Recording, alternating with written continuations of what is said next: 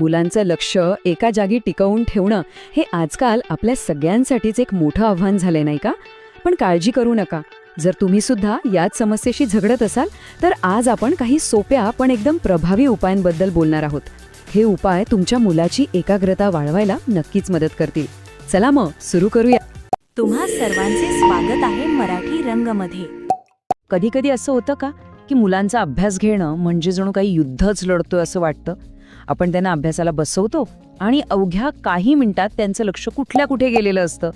आपल्याला त्यांच्यावर ओरडायचं नाहीये, पण त्यांचं लक्ष लागावं असं मनापासून वाटत राहतं. पण घाबरू नका, कारण एक चांगली बातमी आहे. ती म्हणजे मुलांची एकाग्रता कोणत्याही प्रकारचा ताण न देता किंवा भीती न दाखवता अगदी नैसर्गिकरित्या वाढवता येते. आज आपण अशाच काही प्रेमळ आणि सकारात्मक पद्धतींबद्दल जाणून घेणार आहोत, ज्या तुमच्या मुलासाठी आणि तुमच्यासाठी सुद्धा खूप फायदेशीर ठरतील. आपला पहिला आणि सगळ्यात महत्त्वाचा उपाय आहे नियमितता. मुलांच्या आयुष्यात जेव्हा एक ठरलेली दिनचर्या असते तेव्हा त्यांना सुरक्षित वाटतं. पुढे काय होणार आहे हे त्यांना माहीत असतं. यामुळे काय होतं तर त्यांचा मेंदू शांत राहतो आणि शांत मेंदूच कोणत्याही गोष्टीवर जास्त चांगल्या प्रकारे लक्ष केंद्रित करू शकतो. आता ह्या दिनचर्येत 3 गोष्टी फार महत्त्वाच्या आहेत.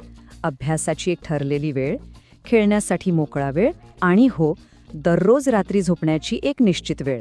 यामुळे मुलाला दिवसभरात काय करायचं आहे हे माहीत असतं आणि त्याचा गोंधळ उडत नाही. यातून त्यांना एक प्रकारची मानसिक स्थिरता मिळते. आपण जे शब्द वापरतो ना त्याने खूप फरक पडतो. आत्ताच अभ्यासाला बस असं रागाने म्हणण्याऐवजी खेळून झाल्यावर आपण अभ्यास करूया असं प्रेमाने सांगा. बघा तर, नियमिततेमुळे मुलांवर कोणताही दबाव न टाकता त्यांना लक्ष केंद्रित करण्याची सवय कशी आपोआप लागते. आता वळूया दुसऱ्या महत्त्वाच्या मुद्द्याकडे. मुलांना सगळ्यात जास्त काय आवडतं? बरोबर, खेळ. मग का नाही आपण शिकण्यालाच खेळाचं रूप द्यायचं? असं केलं की मुलं जास्त आनंदाने आणि जास्त वेळ लक्ष देऊन शिकतील, कारण त्यांना ते काम वाटणार नाही तर एक गंमत वाटेल. यासाठी तुम्ही रंग, फ्लॅश कार्ड्स किंवा त्यांच्या आवडत्या खेळण्यांचा वापर करू शकता. गणिताच्या अवघड वाटणाऱ्या समस्यांना एखाद्या मजेदार खेळात बदलू शकता किंवा गोष्टी वाचताना वेगवेगळ्या आवाजात आणि हावभावांसह वाचून दाखवू शकता. बघा तर, शिकण्याची प्रक्रिया किती मनोरंजक होऊन जाते. एक गोष्ट नेहमी लक्षात ठेवा, एक आनंदी मूल घाबरलेल्या मुलापेक्षा कितीतरी पटीने लवकर आणि प्रभावीपणे शिकतं. कारण जिथे मजा असते तिथे लक्ष आपोआप टिकून राहतं आणि शिकलेली गोष्ट कायमची लक्षात राहते. आपला तिसरा उपाय आहे स्मार्ट ब्रेक. एक गोष्ट लक्षात घ्या, मुलं काही मशीन नाहीत. त्यांच्याकडून आपण सलग तासभर लक्ष देण्याची अपेक्षा नाही करू शकत. त्यांच्या लहानशा मेंदूला माहितीवर प्रक्रिया करण्यासाठी आणि परत फ्रेश होण्यासाठी लहान लहान ब्रेक्सची खूप गरज असते. तर तुम्ही हे फोकस चक्र वापरू शकता. 20 मिनिटे अभ्यास आणि त्यानंतर 5 मिनिटांचा छोटासा ब्रेक. हे सायंटिफिकली सिद्ध झालंय की मुलांची लक्ष देण्याची क्षमता मर्यादित असते आणि साधारणपणे 20 मिनिटांनंतर मेंदूला विश्रांतीची गरज लागतेच. हे चक्र पुन्हा पुन्हा वापरल्याने मुलाला कंटाळा येत नाही आणि त्याची एकाग्रता टिकून राहते. या 5 मिनिटांच्या ब्रेकमध्ये मुलं थोडं स्ट्रेचिंग करू शकतात, पाणी पिऊ शकतात किंवा जागेवरच थोडीशी हालचाल करू शकतात. अशा छोट्या छोट्या सत्रांमुळे त्यांच्या मेंदूला जास्त वेळ लक्ष केंद्रित करण्याचे सवय हळूहळू आणि सुरक्षितपणे लागते. आतापर्यंत सांगितलेल्या गोष्टी जर तुम्हाला पटत असतील, जर तुम्हाला वाटत असेल की ह्या खरोखर उपयोगी आहेत, तर अशाच पॉझिटिव्ह पॅरेंटिंग टिप्ससाठी आपल्या चॅनलला सबस्क्राईब करायला विसरू नका. आता आपण चौथ्या आणि खूप खूप महत्त्वाच्या मुद्द्याकडे वळूया.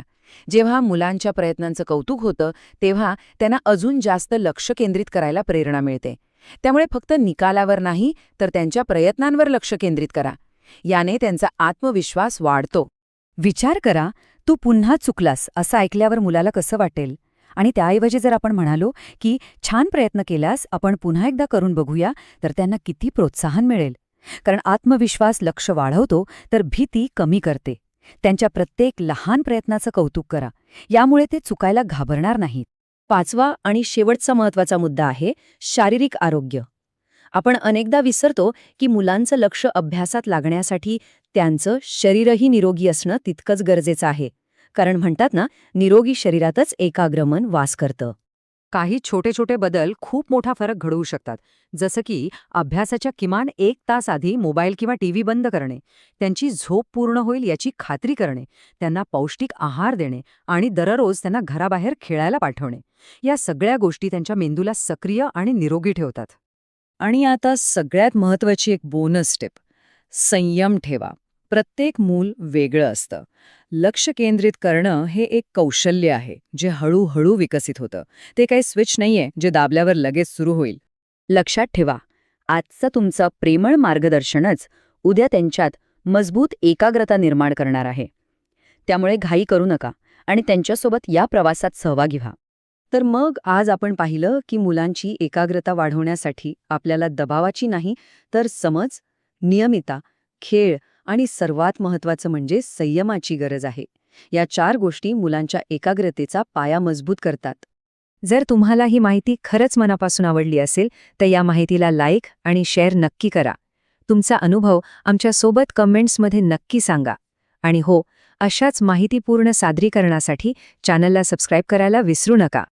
हे सादरीकरण तुम्ही शेवटपर्यंत पाहिलत त्याबद्दल खूप खूप धन्यवाद. भेटूया पुढच्या वेळी एका नवीन आणि महत्त्वाच्या विषयासोबत.